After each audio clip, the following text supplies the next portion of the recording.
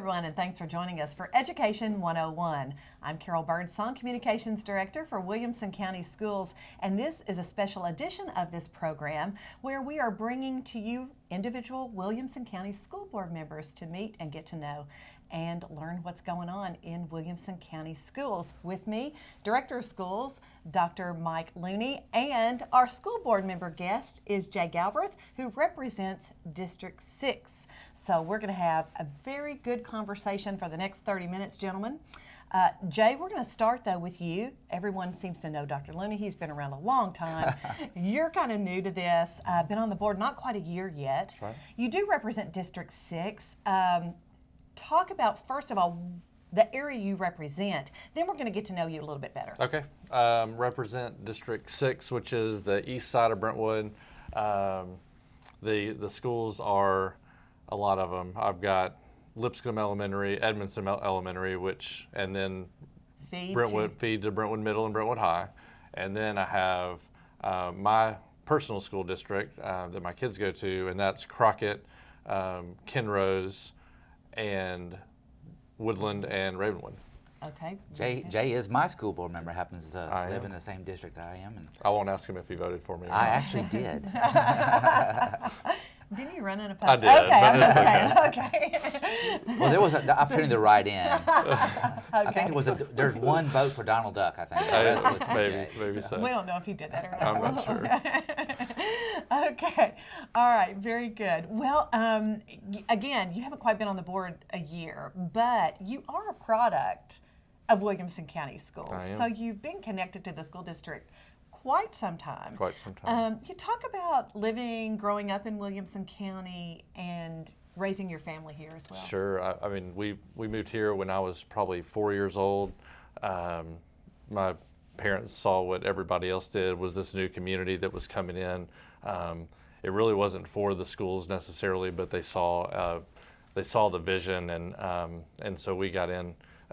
We've been here as long as anybody, and I really haven't strayed far. I started in Franklin, starter home, moved up to Brentwood as soon as we could. Lived next to you for a couple of years before you ran me off, and then I mean, there's no other place that we were going to live, and so we've decided to raise a family here, have 5 children, and we've all enjoyed it. You'll have kids in 3 levels of schools next year, right? I will, elementary, middle, and high school. That's going to be a great year for you. For the foreseeable future. That's right. Absolutely. You're a very, very busy man, Mr. Galbreath. Indeed. But I think it's cool that you actually graduated from Brentwood High School too. I did. I grew up I went to Scales. I could recite the Scales school song if you want. We might do that if we have time. Because one of my classmates' father, who recently passed away, he did that song, so I could very well go into Scales right now and recite that with him. That would be quite fun. That's neat. And then was it Northside Junior High when you went? It was the first year of Brentwood Middle, so I was the first year that 6th grade was brought to Brentwood Middle School. Very good. Did I interrupt you? Well, I was just going to say, it's really cool to have a board member that has all that history. Mm-hmm. One of the things that's happening in Williamson County, Jay, you know this, is we have so many people that are new to Williamson County and don't have that long history and have seen this district and community kind of evolve and grow. It's almost like the stock market. You got in early and you're getting a great ROI on your investment, your early investment. Sure. So our community continues to grow so quickly, and we have so many new people that are calling Williamson County home, primarily a product as a result of the great quality schools that we have in our school district. Well, and so many people think that because there are so many transplants that come in, that there just aren't very many people who have been here for a long time.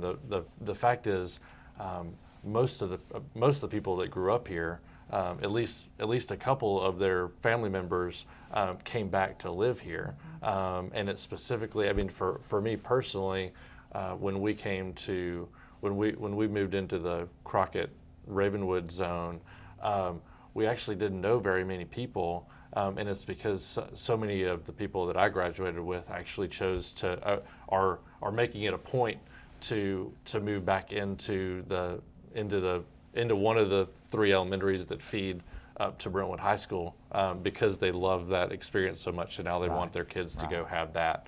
That's very It doesn't have it. Doesn't take anything from anything away from Ravenwood. They just feel so strongly to what they had. They want their kids to have it too. So. And we're going to talk about growth. I guess we are talking about growth, sort of, but and that's kind of what's happening growth-wise. Is in that Brentwood zone, you don't necessarily have all that many new homes, but you have the turnover Sure. of homes with new families moving in, which There's causes some challenges. There's a house in my community. I think it was on the market for 2 days. Oh wow! And the family that moved in has young kids, and they're going to be attending our schools, and so there is a lot of housing churn. It's once again as a result of the great school system that we have. But Jay, I wanted to kind of pick your brain a little bit. You experienced something that very few people in the world will get to do, and that is you were on stage during the most recent graduation ceremonies for several of our schools, and you had the opportunity to shake a bunch of students' hands. What was that like, given that this was your first time as a school board member being on stage and seeing so many smiling faces walk across the stage? Really the quality of the student kind of came through in just their interaction with me, and it was close to 850 hands that I shook, over the course of a couple hours. But between being on stage and meeting them, and I've made several comments that I actually I went home and I made sure to test my kids on how well they shook hands, and my hand was hurting after that time. I was commenting that nearly probably 70-80% of even the females would shake your hand with a good firm handshake, look in your eye. They've been taught. They really have been taught presentation. I thought they were actually testing me because they had really good firm handshakes. So I was trying to see who was the stronger of the two of us. But, absolutely. It was a great experience, and along with their graduation diploma, many of our students walked away with thousands and thousands of scholarship dollars to take on to the next level, and obviously that means mom and dad doesn't have to pay the bill for their student to go to college. You want to speak a little bit about the amazing results that we had this year? Well, it's a testament to everybody involved. I know the guidance counselors are helping and trying to help get that. The students obviously have the academic results, but what's amazing is looking at all of their extracurricular activities. Through everything that we offer through the schools and what they do outside, and then that with every dollar that's coming in from a scholarship, that's multiple applications that are written. They're doing some hard. I know what it took. I didn't have any scholarships when I was going off, and I didn't know how that process works. Obviously, we're doing something right and educating the students and the parents on how to get that money, because it's out there, and it's amazing. I think we talked about this, but $40 something thousand per graduate is what they're taking home, and that's just absolutely unbelievable. $135.9 million this year, a staggering number. My colleagues call and talk to me and say, how on earth do you do it? And the reality is, obviously we have great teachers in our district and really good students that walk in the door, but I think another factor that gets overlooked sometimes is the amazing parents that we have. And I know that you're a very active parent, and you go to all kinds of events, and so talk to us a little bit about, from your perspective as a school board member, the importance of parental involvement and kind of what's the lay of the land from your perspective on that issue? Sure. I think we've got great administrators and great teachers. The students are parts of families who, by and large, are coming here for the sole purpose of their education. They sought out Williamson County when they chose to move to Nashville, and so they have high expectations. Their parents are well educated, and they're passing that along to their kids. So failure is not an option for most of them. I wouldn't say for most. For many of them, college isn't an option. And for some of them, they figure out, okay, my kid's not exactly like I am or was, but I've been so impressed with our CTE program that offers. Even at Ravenwood, the fashion design. I know several people who are coming Right. from other places, and I watched our old babysitter go through that program. The Ravenwood Runway, that culminating activity where they get to present their designs, and it's absolutely it's you feel like you're in New York when you see those students and the work that they do. Sorry, I didn't mean to interrupt you, but that is a wonderful program. And the portfolio that they put together having to coordinate with the photographer that they found through the photographer. It really is amazing. Outside, that didn't show up in ACT scores, but it does. It does contribute to the scholarship opportunities that we're achieving. So. Now, Jay, I know that you're a numbers guy. You're an accountant by trade, and so let's talk a little bit about the school budget. Okay. And I just want to take the opportunity to personally thank you for supporting the 5% raise for all of our school district employees. I sent you an email today that kind of shows where we are relative to a lot of other school districts. So thank you for that. Talk a little bit about the budget and reflecting on the process that we've gone through. Is there anything that you want to highlight or anything that you want to share with us about the budgeting process? And maybe what do you think the challenges are budgetary-wise moving forward? The process is amazing, and we're talking about nearly a $300 million organization, and a skeleton staff, if you will, for that amount of money that we're talking about. But just from the get-go, Leslie Holman, our CFO, does a phenomenal job. Her knowledge, historical knowledge, is so great. You and Leslie bonded during the process. We absolutely did. I think you could call her that. I did ask a lot of questions, and I'll probably ask more questions next year, knowing what I know, and knowing what I need to ask. But I think so. There's a big learning curve, right? And I know the average person out there, if it's steep for us, trying to communicate that to the people is very difficult. Learning about how the revenue comes in between the state and us. So that part is really difficult. And when we try to explain to people, hey, we're under some pretty big financial constraints, right? When you look at how much we spend compared to neighboring counties and the rest of the state, it's hard to say that Williamson County is below average in anything, and we're below average in what we spend. And so that could be seen as a positive and a negative. Say, hey, well, you're producing some great results, and you don't have to, and you're being a good steward of your dollars. Yeah.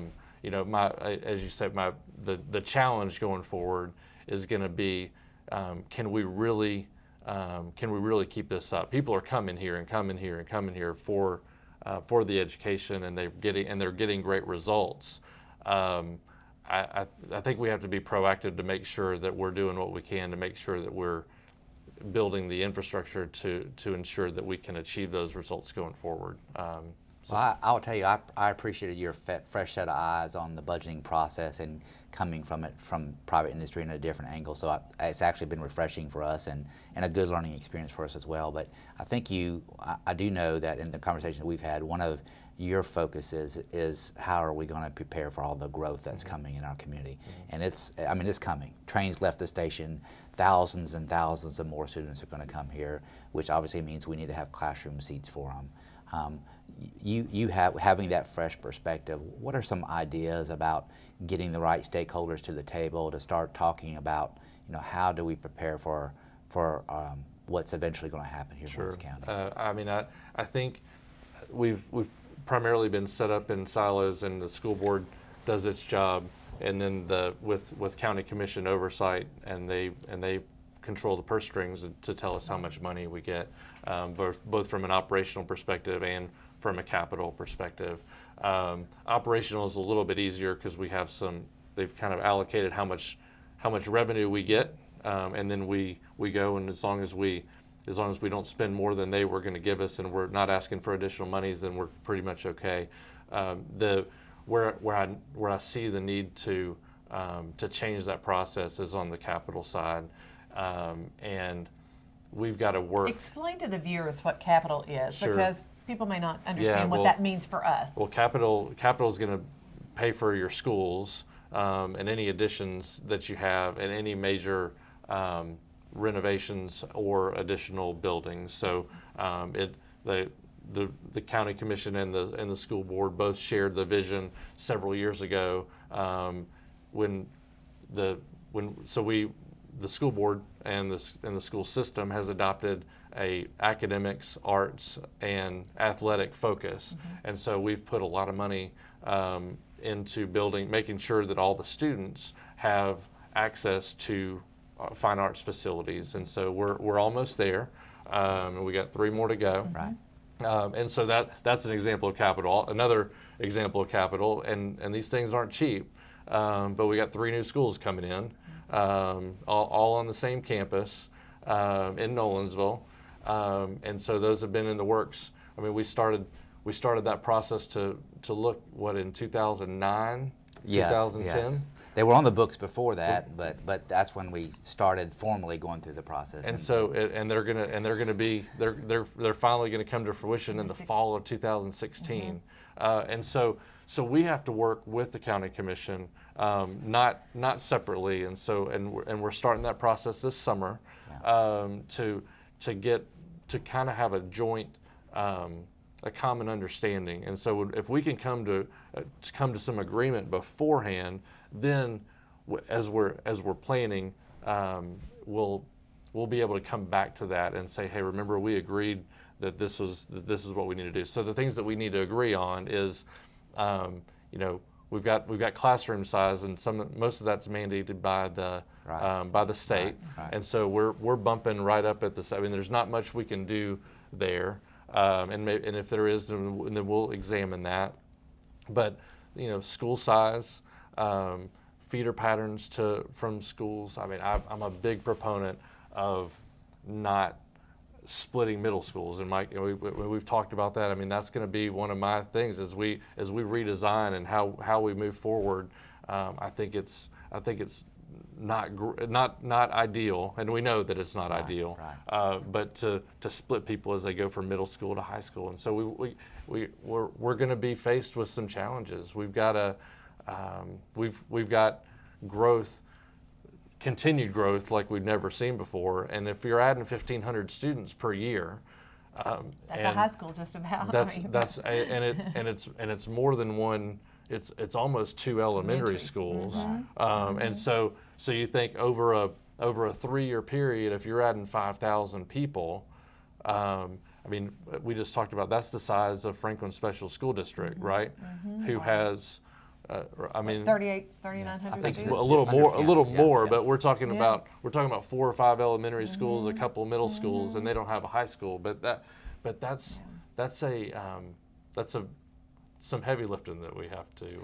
Yes. Yeah, and it's going to take us working as a team. Absolutely. Obviously, the county commission, the municipality leaders, the school board, the community as a whole.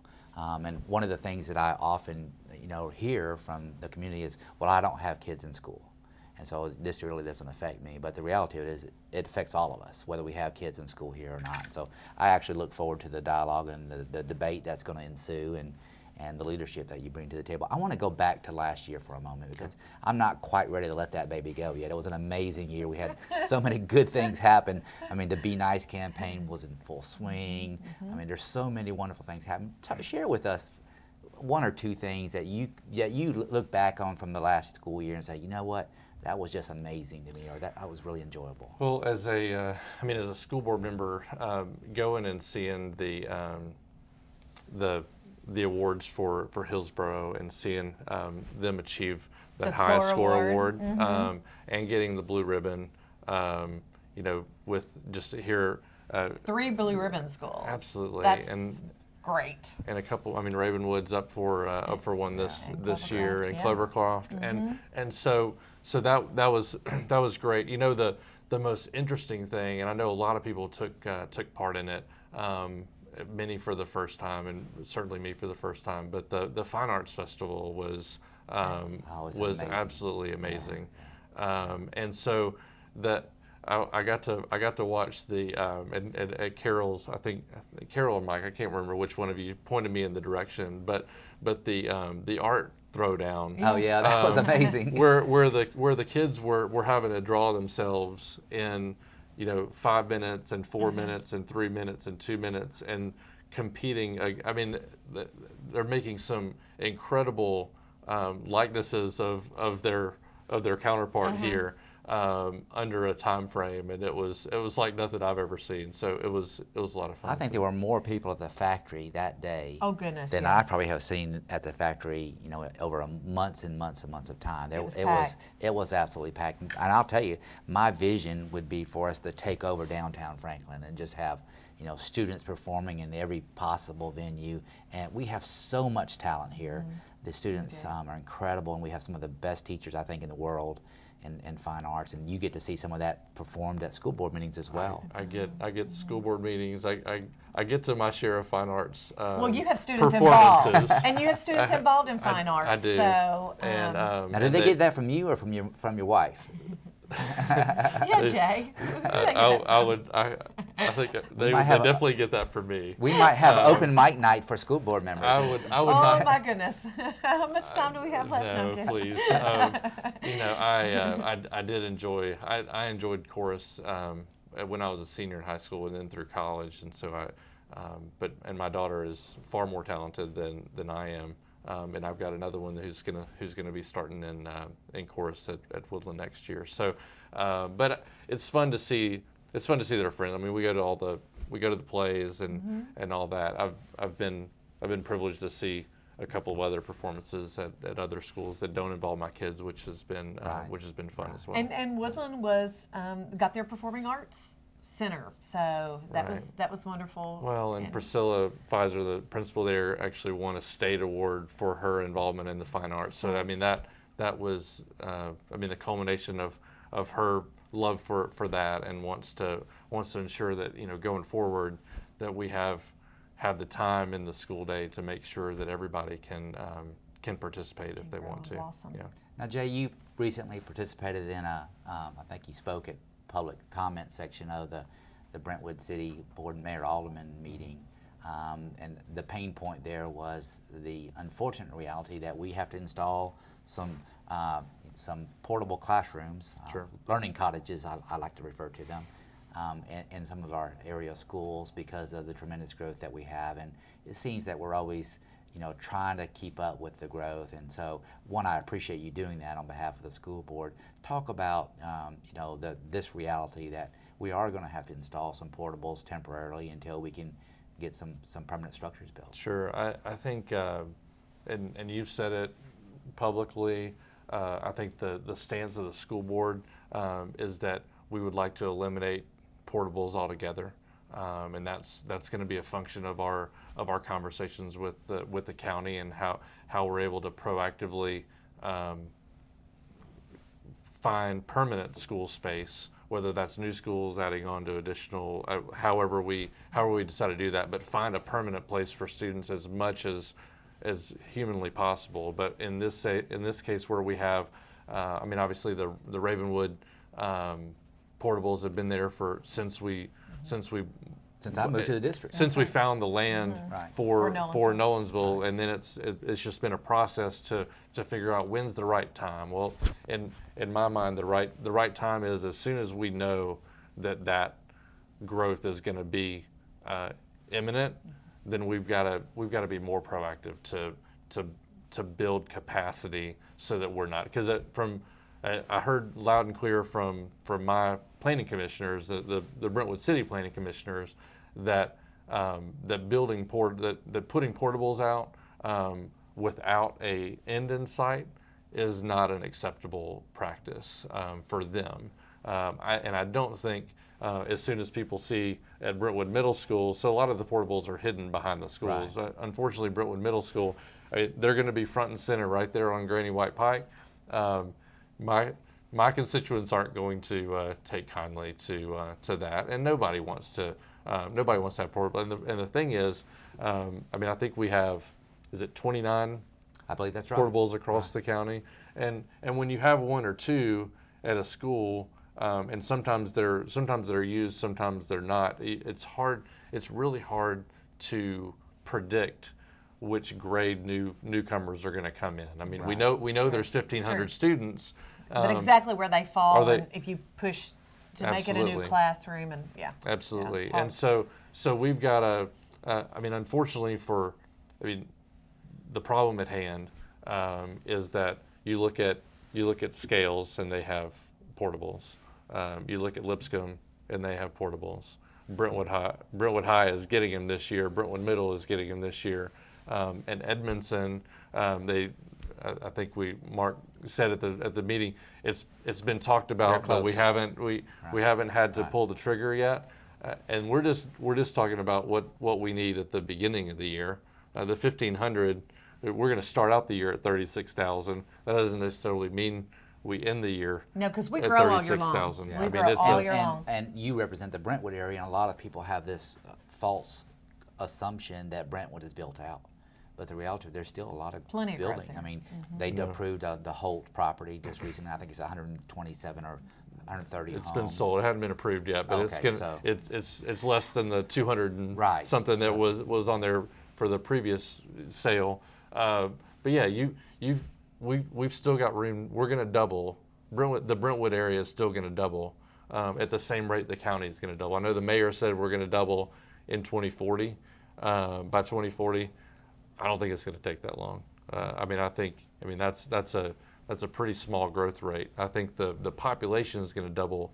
I think much sooner than that. What that does to the school age population, the numbers would say that typical wisdom would say, well, if you wait 10 years, 12 years, then everybody who's in school will be out of school. And so your school age population is not going to grow as fast as your overall population as a whole. What we found though is as those kids move out, people are finding another place to move, and like you said, the churn of the houses, it's desirable enough and marketable enough if your property value can support it, and the new young families are coming in with kids. Like I don't foresee that pattern to stop anytime soon, and so I think we're going to have 5-6% growth from here on out until we get built out. So I hate to stop you because you guys are on a roll here. Well, but we could go for hours. Absolutely. but there's you so much to can't talk about, because yeah. I've been given the sign that we have to stop. Quickly, Yes. how can constituents reach you? I've got a Facebook page, Jay Galbreath, Williamson County School Board. I've got my email address and cell phone number published on there, and on any email address that I have, or any email that I send out, as well as on the wcs.edu. Perfect. And Jay, I'll just say this in closing. You actually respond quicker than I can sometimes. I'm amazed by how quick you respond to your constituents, so thank you for that. Sure. And thank you for being here. And thank you for joining us for Education 101.